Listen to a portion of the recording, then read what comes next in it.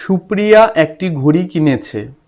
যদি সে ঘড়িটি ৩৭০ টাকায় বিক্রি করে তখন তার যত টাকা লাভ হবে ২১০ টাকায় বিক্রি করলে তত টাকা ক্ষতি হবে।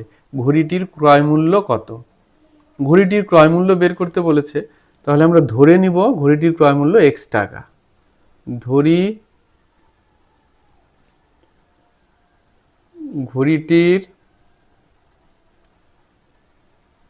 ক্রয় মূল্য ইকুয়াল টু এক্স টাকা। ঠিক আছে, তাহলে দেখো ঘড়িটি যখন ৩৭০ টাকায় বিক্রি করে তখন তার লাভ হয়, তাহলে লিখব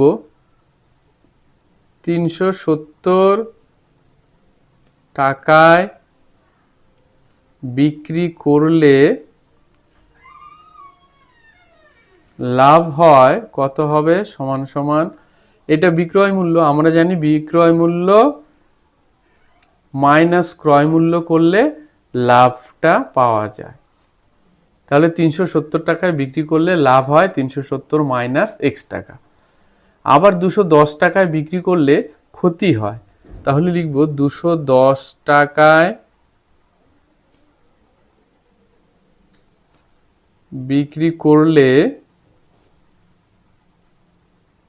ক্ষতি হয় ইকুয়াল টু কি হবে, ক্ষতি যেহেতু হয় সেক্ষেত্রে তাহলে ক্রয় মূল্যটা বেশি, তাহলে এক্স থেকে মাইনাস করতে হবে বিক্রয় মূল্যটা, তাহলে এক্স মাইনাস ২১০ টাকা। এইবার বলে দেওয়া আছে এই লাভ আর ক্ষতির পরিমাণটা সমান, তাহলে প্রশ্ন মতে কি লিখব, ৩৭০ minus x equal to x minus ২১০। এবার কি করব, এই এক্সটাকে ওই পাশে নিয়ে যাব, তাহলে এদিকে থাকলো ৩৭০ আর এটাকে এই পাশে নিয়ে আসলে মাইনাস আছে প্লাস হয়ে যাবে ২১০ এক্স, আর এই এক্সটাকে এই পাশে নিয়ে গেলে প্লাস এক্স। এই দুটো যোগ করি, 0 7 আর 8 3 2 5, আর এদিকে এক্স এক্স যোগ করলে 2x, বা এখান থেকে আমরা পাই এক্স ইকুয়াল টু 580/2।